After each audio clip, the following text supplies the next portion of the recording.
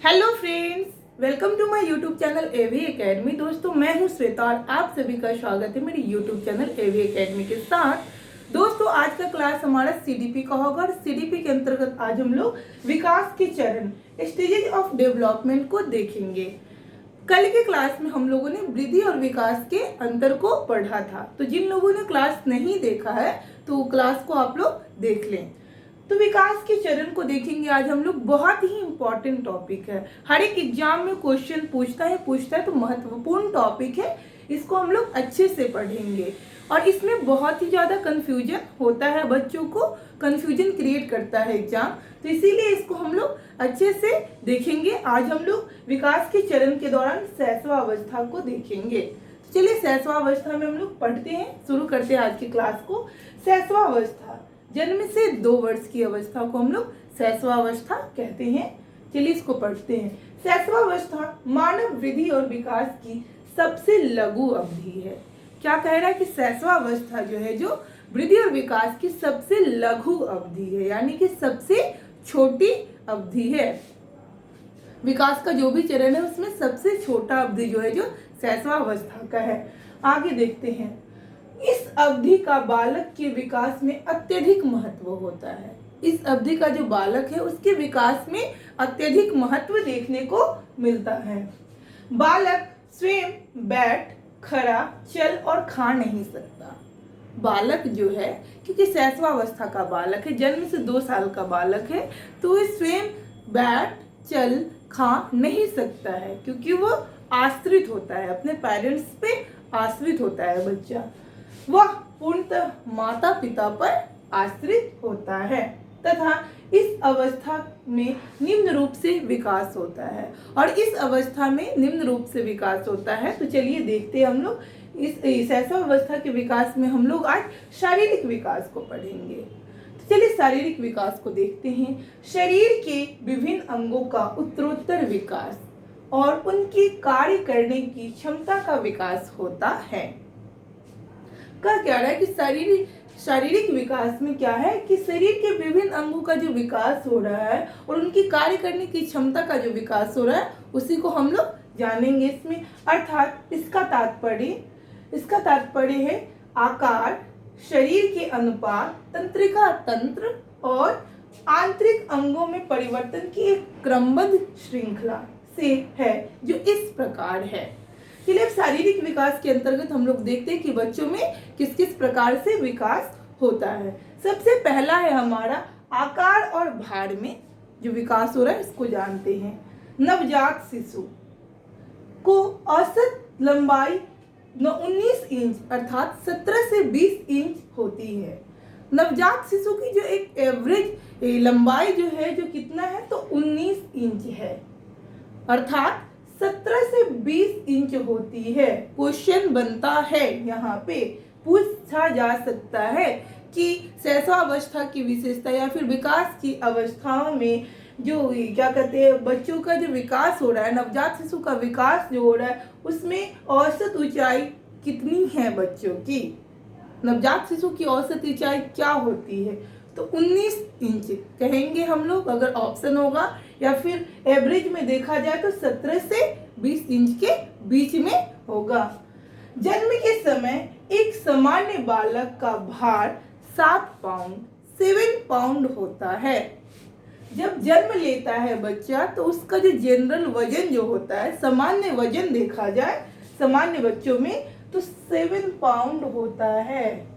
कितना होता है? 7 पाउंड होता है। यहाँ से भी क्वेश्चन बन सकता है और पूछता भी है। इस अवधि के दौरान बालक में संवेदी पेशी कौशल विकसित होता है।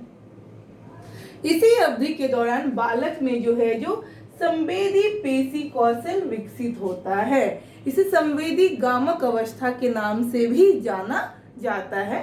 हालांकि हम लोग शैशवावस्था की विशेषता को भी नेक्स्ट क्लास में देखेंगे, पहले इसको देखते हैं हम लोग। तो चलिए नेक्स्ट है हमारा शारीरिक विकास के अंतर्गत बच्चों में जो है, जो अनुपात में परिवर्तन देखने को मिलता है। बालक के अनुपात में परिवर्तन देखने को मिलता है। यहाँ अनुपात में परिवर्तन का मतलब है कि जब बच्चा जन्म लेता है तो अनाकर्षक होता है, क्योंकि बच्चों का जो है सर जो होता है जो काफी बड़ा देखने को मिलता है अपेक्षा उसके हाथ पैर और उसके धड़ के मुकाबले। तो इसीलिए बच्चा ज्यादा आकर्षक नहीं होता है, बट धीरे धीरे बच्चों में ग्रोथ शुरू होता है और बच्चा का जो धड़ है वो बड़ा होने लगता है और हाथ पैर की लंबाई भी बढ़ने लगती है। फिर उसके सर का आकार जो है और जो छोटा दिखने लगता है अगर उसके बॉडी के अनुसार। तो इसीलिए कहा जा रहा है कि बच्चों के अनुपात में भी परिवर्तन होता है, उसके शरीर के अनुपात जो है उसमें भी परिवर्तन देखने को मिलता है। नेक्स्ट पॉइंट है हमारा हड्डियां और पेशियां। अब बच्चों की जो हड्डियां और पेशियां हैं उसमें तेजी से विकास होता है, तेजी से वृद्धि इस अवस्था में शैशवावस्था में देखने को मिलता है। हालांकि बच्चा जब जन्म लेता है तो उसकी जो हड्डियां होती है काफी लचीली होती है, फिर धीरे धीरे जब बच्चा बढ़ने लगता है तो हड्डियां भी सख्त होना शुरू हो जाती है। नेक्स्ट है दांत। जब बच्चा जन्म लेता है तब एक भी दांत नहीं होते हैं, लेकिन धीरे धीरे जब बच्चों की विकास होती है बढ़ने लगता है बच्चा तो 6 महीने की आयु में पहला दांत निकलता है। यहाँ से क्वेश्चन बनेगा पहला दांत कब निकल रहा है, तो 6 महीने की आयु में पहला दांत निकल रहा है और पहले साल के अंत में 5 से 6 दांत, यानी कि साल के अंत में 5 से 6 दांत निकल रहा है। दूसरे साल के अंत में 16 दांत बच्चों में आ जाती है।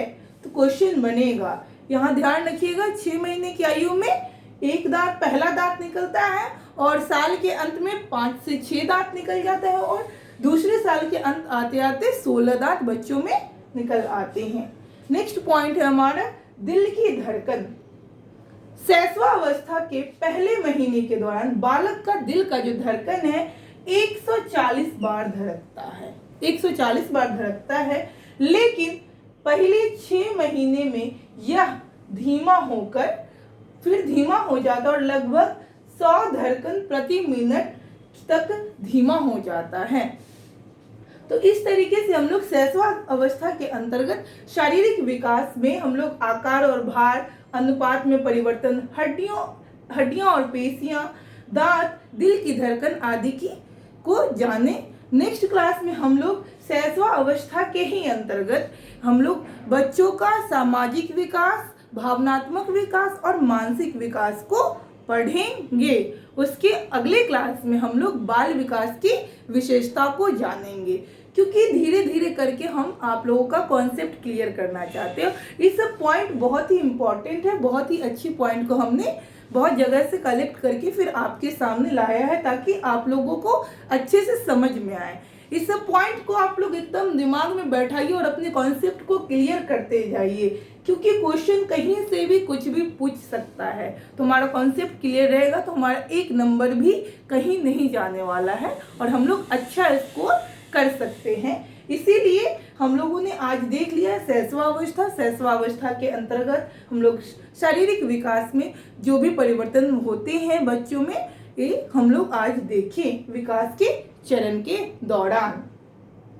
तो जो भी पॉइंट हमने बताया इसको आप लोग समझने की कोशिश कीजिए और कहीं भी किसी भी प्रकार का दिक्कत लगे तो आप कमेंट सेक्शन में कमेंट कीजिए। नेक्स्ट क्लास में हम लोग इसी के को आगे बढ़ाते हुए मानसिक विकास, शैशवावस्था के दौरान बच्चों में जो मानसिक विकास में जो परिवर्तन होता है, मानसिक विकास को देखेंगे, भावनात्मक विकास और सामाजिक विकास को पढ़ेंगे।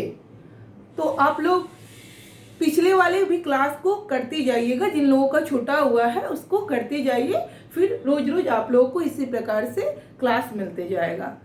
तो उम्मीद करती हूँ कि हमारा एक क्लास आप लोगों को पसंद आया होगा। तो आप लोग इस वीडियो को लाइक करिए, शेयर करिए और अभी तक हमारे यूट्यूब चैनल को सब्सक्राइब नहीं किया तो सब्सक्राइब कर लो और कमेंट सेक्शन में कमेंट करते रहिएगा कि आप लोगों को क्लास से किस प्रकार से लाभ मिल रहा है और आप लोगों को किस प्रकार की क्लास चाहिए। दोस्तों, thanks for watching my video.